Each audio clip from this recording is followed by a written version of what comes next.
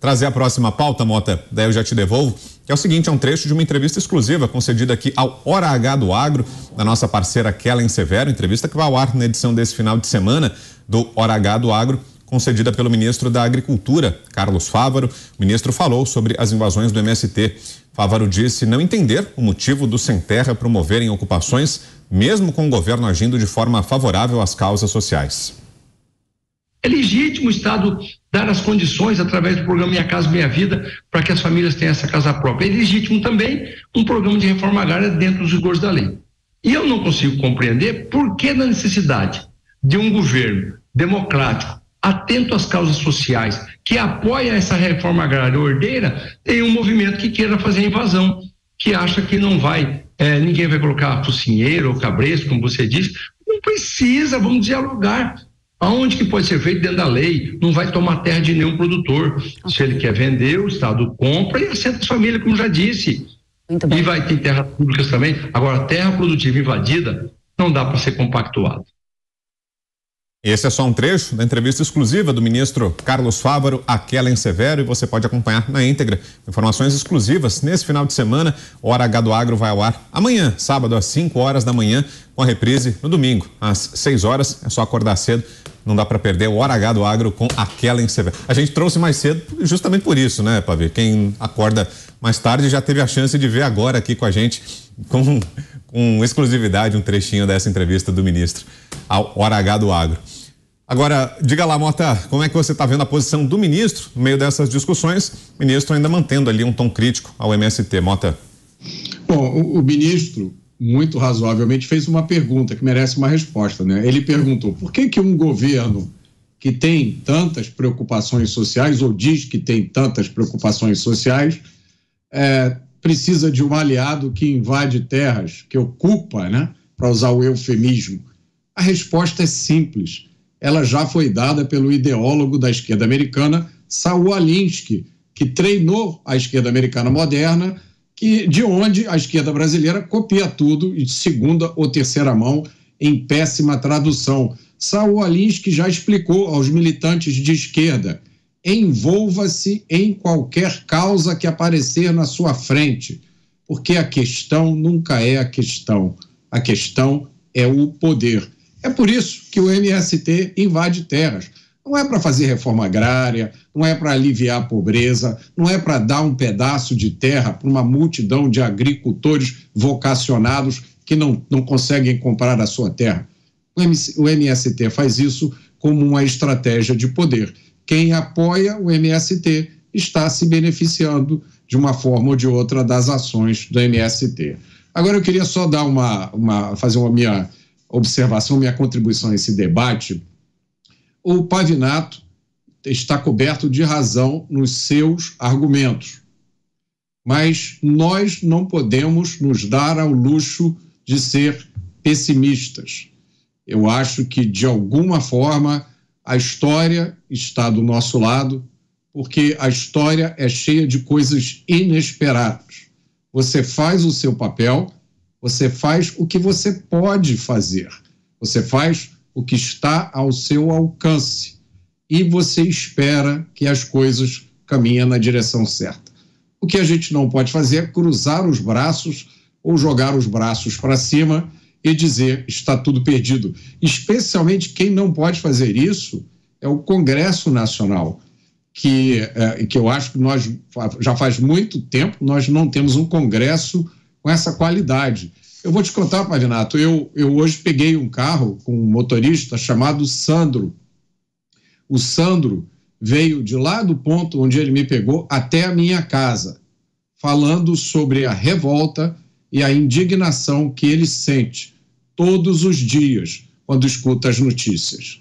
O Sandro tem um filho chamado Guilherme. O Guilherme faz jornalismo. Vocês conseguem imaginar as barbaridades que o Guilherme escuta na faculdade dele. O Guilherme também, que tem 21 anos, se eu não me engano, está cheio de revolta e indignação. Então, eu acho que é nosso papel transmitir para essas pessoas uma mensagem de esperança, porque a história é feita de ciclos, meus amigos. Acho que a gente conversou sobre isso outro dia, né, Pavinato? Se a gente olha a história do Brasil, da proclamação da República até agora, vejam quantos períodos complicados os brasileiros viveram. Imagine o sujeito, né, que fez 18 anos ali em 1930 e aí teve que esperar até 1945 para que retornasse alguma normalidade no Brasil quando o Getúlio Vargas saiu do poder. E aí, em 1951, o Vargas é eleito. Você imagina como é que se sentiu essas pessoas? Eu acho que se a gente olhar a história do Brasil, é possível até que a gente conclua que a normalidade é uma exceção na história do Brasil.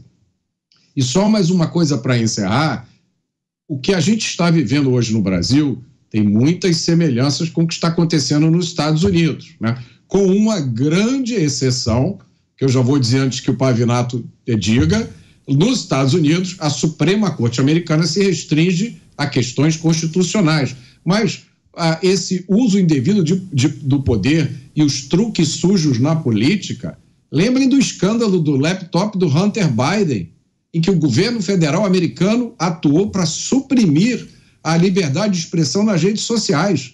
Através das agências federais, ordenou que pessoas fossem expulsas do Twitter para que não vazasse uma história que pudesse prejudicar o presidente Biden nas eleições.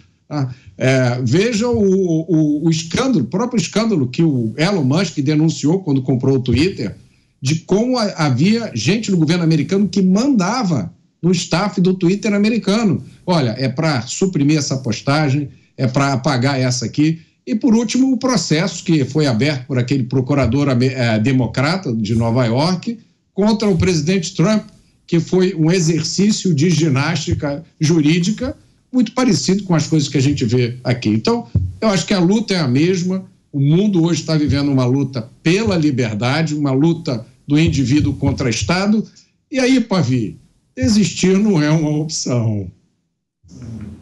Eu queria muito chegar aqui, poder ser otimista e falar assim para vocês, olha, hoje é um novo dia, de um novo tempo que começou, mas aí eu preciso de muito incentivo estatal e eu não aceito isso. Agora, Zé, e essas críticas que o ministro Carlos Fávaro tem feito às invasões de terra, como essas que a gente vai acompanhar nesse final de semana na entrevista à Kellen, ao Hora H do Agro aqui da Jovem Pan, elas têm causado algum incômodo dentro do governo, Zé?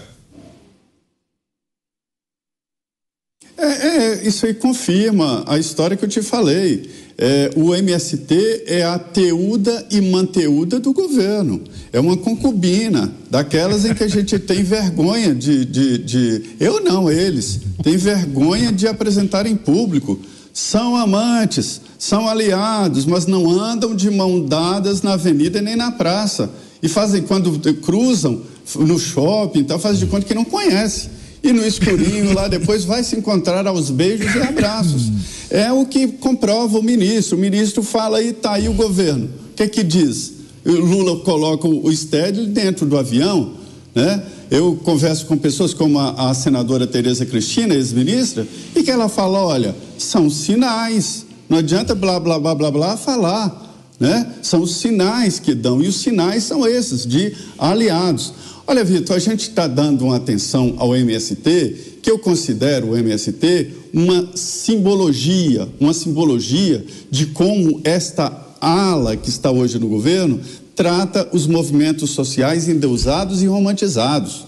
Movimentos sociais são, sim, para serem levados a sério, ouvidos, e através desses depoimentos legisla-se no Congresso Nacional e o governo cumpre o que a lei aprovou. Movimentos sociais podem sim mudar a vida do país, e eu fui testemunho disso durante o processo constituinte.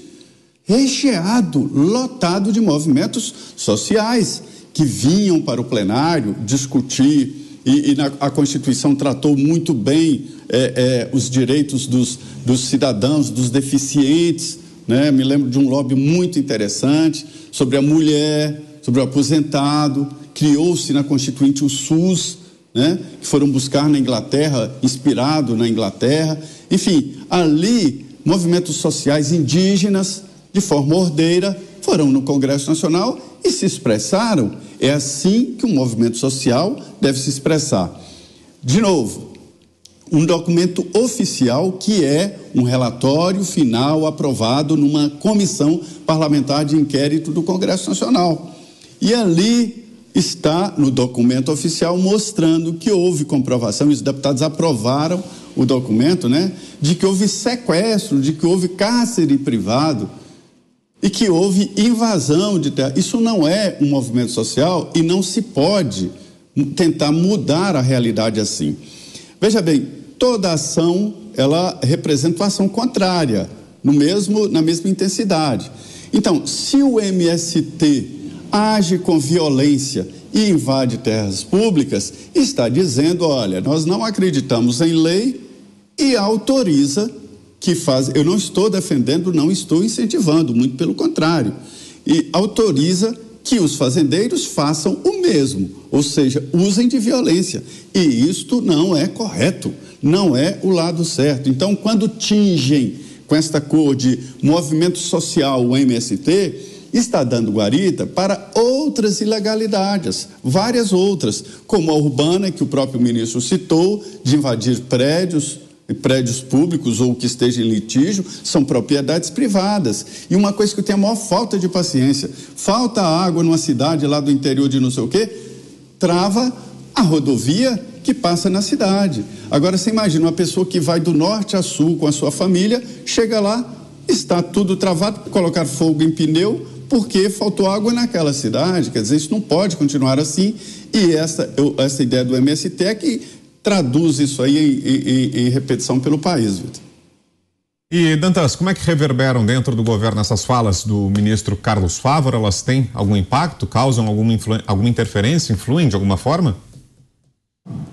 O Fávaro está se equilibrando no cargo, né? Porque ele é produtor rural, ele não concorda naturalmente com invasão de terra, mas ao mesmo tempo ele não pode virar uma oposição dentro do governo.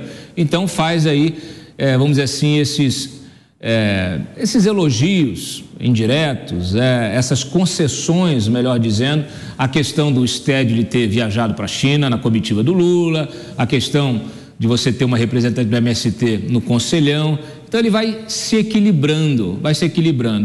Olha, o Fávaro é um sujeito razoável, ele é um dos ministros mais técnicos desse governo, então assim, vem fazendo ali o que pode, mas infelizmente ele está sendo colhido pelo presidente da República por outras vozes do governo, como o próprio Flávio Dino, ou do PT, como a Gleisi Hoffmann, que fazem questão de atacar dioturnamente quem quer que critique esse governo, inclusive o agro. Vocês viram o que aconteceu no episódio da AgriShow.